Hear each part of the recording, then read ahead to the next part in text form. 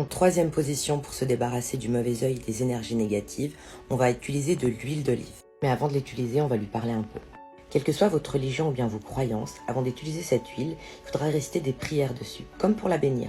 Si vous ne croyez pas en Dieu, vous pouvez vous inspirer de ce TikTok pour composer votre prière ou bien vos affirmations.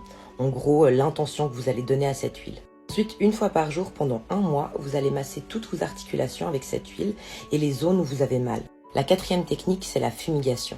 J'ai fait 2 vidéos sur le sujet, une dans laquelle je vous montre comment faire et dans l'autre, je vous parle des ingrédients. Dans tous les cas, vous pouvez retrouver tous les ingrédients sur mon site qui est en bio.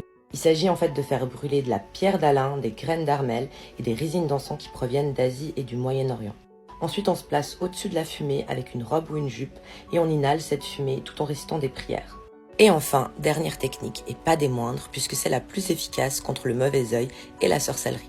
C'est la technique du nettoyage par le plomb que je pratique et qui m'a été transmise par ma grand-mère. Pour ce rituel, par contre, vous ne pouvez pas le faire vous-même. Il faut que ce soit quelqu'un qui a l'habitude de le faire et qui obtient en plus de ça des résultats avec cette technique. Aussi, c'est un petit peu dangereux, donc il faut vraiment pas prendre ce genre de risque à la maison. Je vais vous expliquer comment on fait, mais si vous êtes curieux et que vous voulez voir comment on procède, écrivez-le moi en commentaire et je ferai une vidéo sur le sujet aussi. Pour un nettoyage ou un dégagement par le plomb, on peut le faire en présence de la personne concernée, ou on peut aussi le faire à distance. Pour ça, il faut une photo, plus le prénom et la date de naissance de la maman de la personne qui est concernée par ce nettoyage.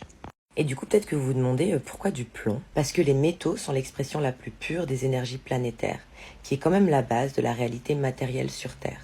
Le plomb est le plus lourd des 7 métaux. Il est lié à la gravité, à la forme et à la manifestation de la réalité. Le plomb réagit avec plus de produits chimiques que n'importe quel autre métal. Mais au lieu de produire quelque chose de nouveau, le plomb tue la substance concernée. Il la rend inerte, insoluble et incapable de rentrer dans d'autres réactions chimiques. Et c'est donc pour ça qu'on utilise le plomb et qu'on le fond durant les rituels de dégagement, de désenvoûtement et de nettoyage. Durant le rituel, le plomb prend certaines formes. Et c'est comme ça qu'on a beaucoup d'indices sur l'état de la personne, ce qui lui a été fait, par qui et comment. C'est tout un travail d'interprétation. Et il y a un protocole à respecter avant, pendant et après. Si ça vous intéresse, n'hésitez pas à prendre contact avec moi directement via mon site qui est en bio.